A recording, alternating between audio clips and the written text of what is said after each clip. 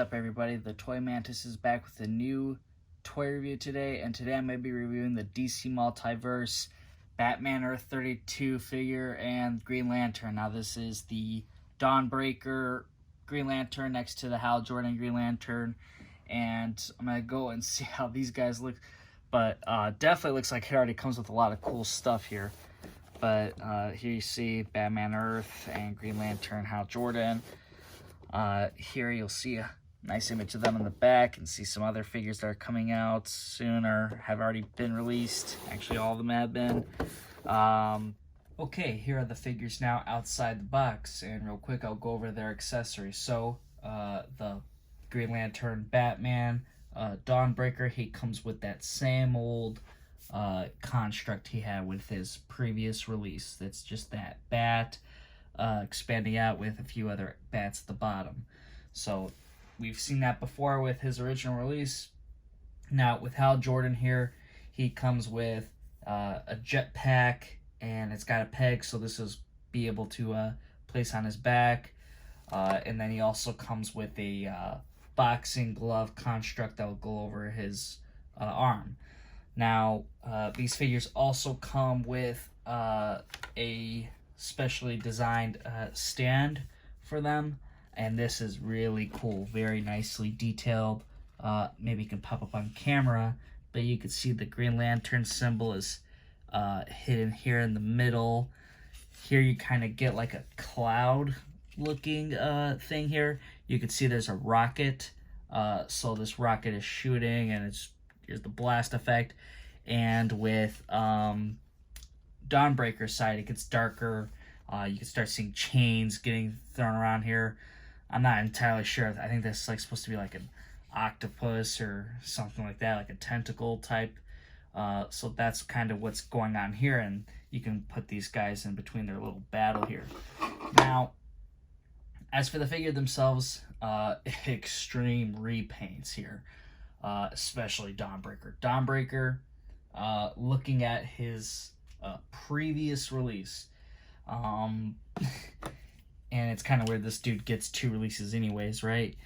But the only difference that I could catch, at least that was extremely noticeable, was the belt area.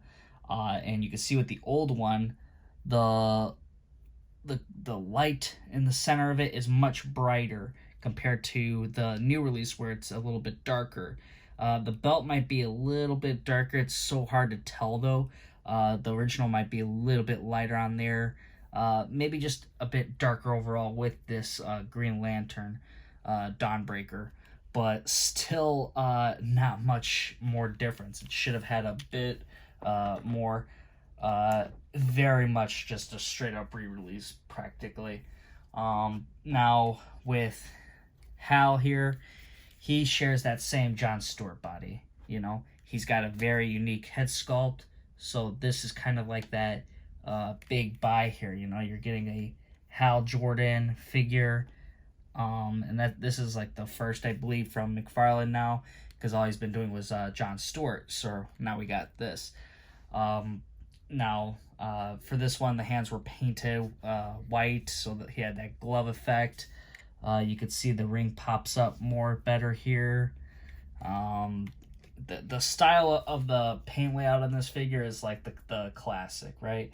It's just using that John Stewart body it originally had, and that's just what we gotta deal with. Okay, here's a close-up of the cards. You know, you can see that it's showing the figures from how they could be displayed. They're standing on their space they come with. So that's just a interesting shot, you know, cool, no concept art.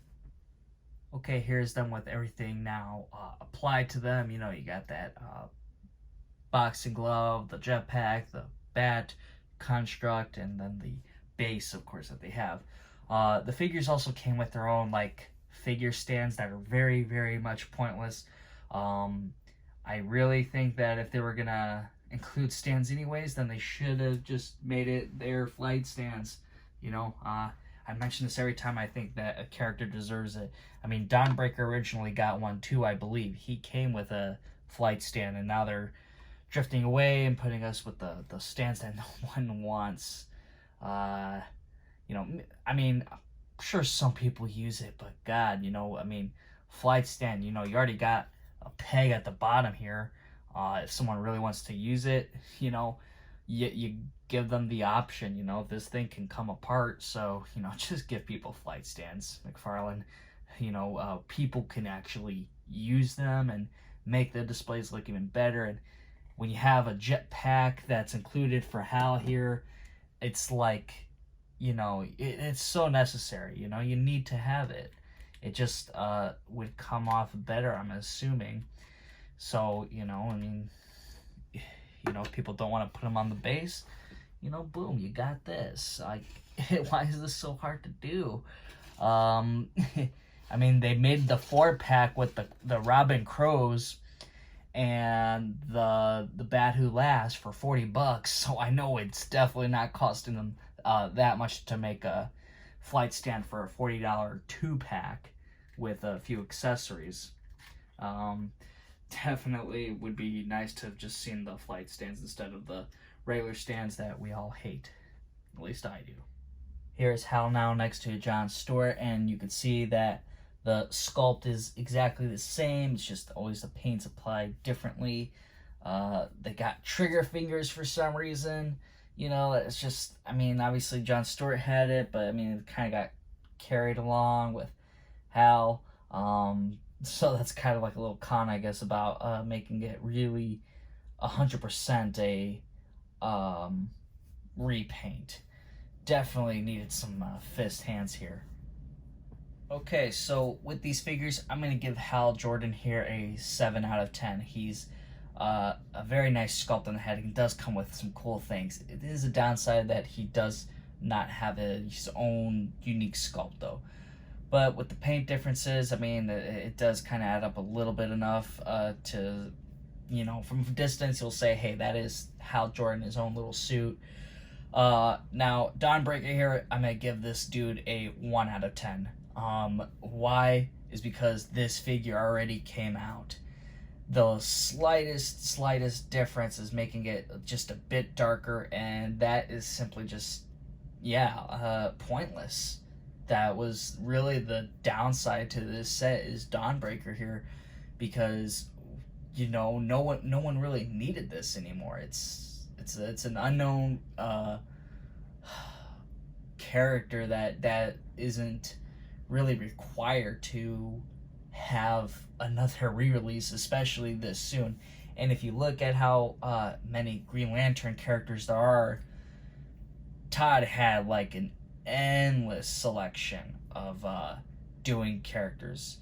And if it had to be Batman related, why not just do like a Sinestro Corps Batman or something where we've seen Batman in a different lantern suit, if that had to be the case. But this was a lazy repack. Like, Hal Jordan could have just had his standalone release come with the 2 things he did. We could have said forget the base, which would have sucked. We didn't get it, but when you look at what you're getting extra for this, Dawnbreaker is just a real downside to this. Like with his original release, sure, he was a good figure, but with this, it's just, it's plain sloppy. That this is, just, hey, throw it in. What are we changing? Just the belt, could have been done better. We could have seen just a wider range of Green Lantern characters instead. We could have seen, Guy Gardner, Kyle Rayner. We could have gone, Tomare. Doubt we would have seen Kilowog, but we could have seen other characters. So hopefully you guys did enjoy this review, though. If you did, hit that thumbs up button. Put down in the comments what you think about Dawnbreaker being thrown in this set. And if you're new here, hit subscribe, so you can see future content. So I will see you all next time.